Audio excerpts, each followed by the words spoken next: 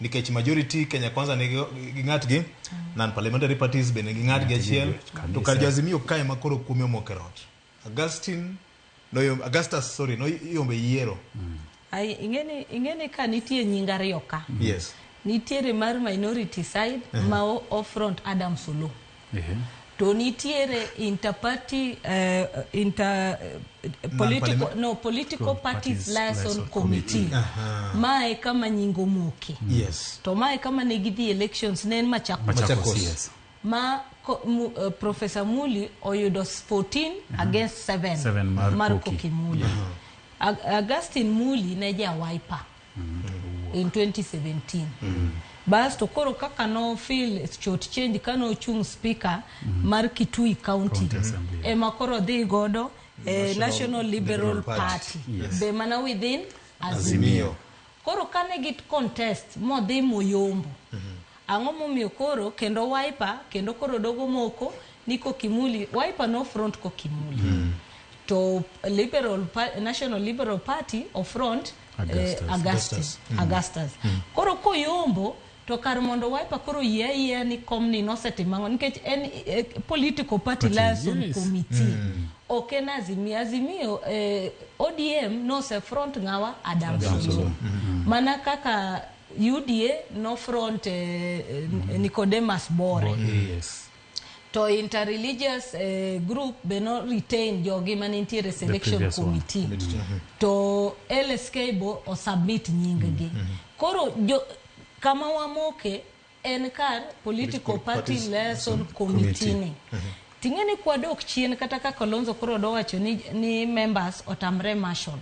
ingeni kukumar tuoni nwacha ko 2017 in fact before 2017 nkech bang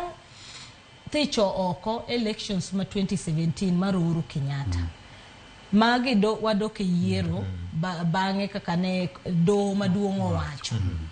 to bange no ni neno ka ji koro no wuok kombe gini no resign kanyo ero ma wadongi commissioners adek tingeni bunge no dhi moling no dhi edia moling magi tamre fail positions ma commissioners adek ma no resign ka gi akombe makoro ne gin kombe adi ang'wen kawadhi e yiero ma 2022 gi constitute IBC 1 year to elections to kane gi constitute to nitie gima ne gitimo ma to dok ne wajumbe katiba mane gi kadho amendment bill mar IBC mane create selection panel negi rieko negi fuon ke chibunge negi okili mang'eny kabisa negi timo one off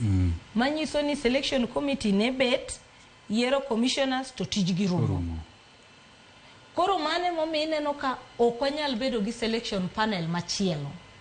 koro kanche kendo gibiro magi amend kendo chikno mondo koro giket selection panel gitimo mano ndalo makoka Azimio nyono gi Kenya Kwanza kabisa majini street koro no kade ga gogo kaka ne chikno kade momine no ka Azimio gene no tamre selection committee mano yiero mokwongo mano chako yiero commissioners cha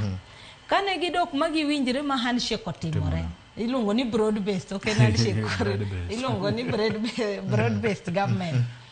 to kore makoro NADCO report koro giwacho ni tich mane selection panel chatiyo orumo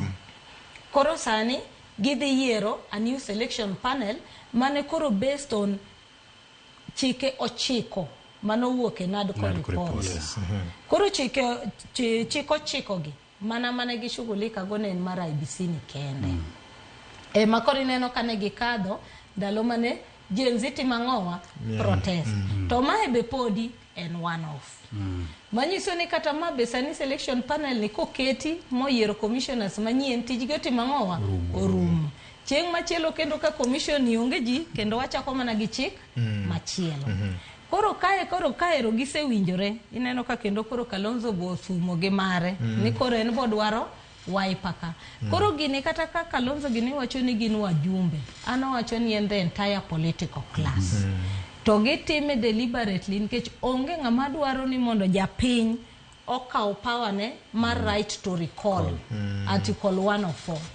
manyiso ni japiny odog mondo wach ni jogi ok tim ang'o ok ti ting'e ni chik bedo wacho ni ok inyal recall mjumbe ni 2.5 years to elections. Koro ging'iyo ma to gineno ni kwa keto IBC sani to gi kaka jenzi omoko to ntie kaka wadhi yao lweny. Koro wakwongo lor gini warendre nyaka koro chop kama koro kwa keto IBC to japiny kata ne dwom na recall jogi to ok nyalre nikech biro bedo tok chik koro. Koro paro ni mani strategy magitimo. Gima wigi wil godo ni mana kaka Justice Lena Olo wacho nitiere gik momoko mang'eny. Mokwongo wan gi wach mar boundary delimitations ma wacho ni kotime iga chiel to elections manyiso ni constituencies go jok nyago kura kidhi e yiero manyien. Wan tiere gi constituencies ma MPs magi otho, wan gi constituency 4. Wan gi Banisa mane mjumbe otho, wan gi Magarini mane Harrison Kombe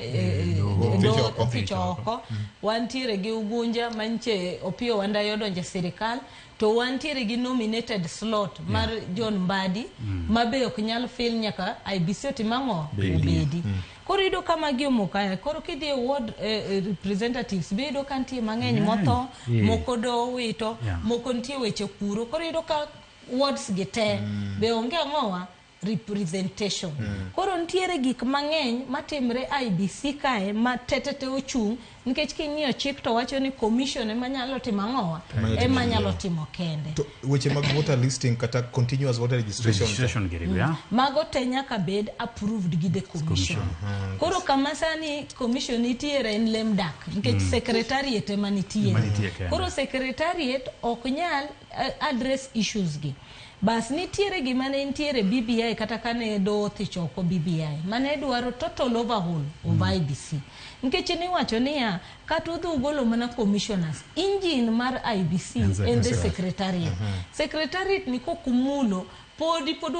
bedo mana gang'owa gi shida manitiere cha. Nikech ing'eni belief ma ji nitiere gago kukuchocho ni commissioners ema timo elections, commissioners ema timo voter register, commissioners ema timo gina oversight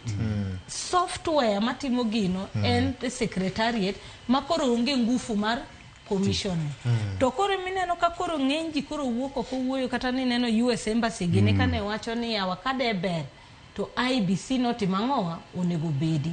To mano duoko wa gima pile owacho gania in politics there are no permanent enemy. They are only differing interests. Emo mineno ka judge wacho ni kade bede ni gima mako gi sani ntiere proposal mokel mar institute CDF and now the constitution mobedo kosaend gi mjumbe na senior council Otinga Molo gi Anna Bukoyi MP Samuel Chepkonga. Kori neno kamae to muloge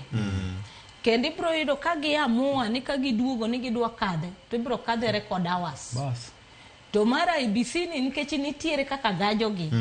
mano kora mok bibedo. Ero kama na enya gik moko pore e gima jowete wagi wacho. It has been designed to be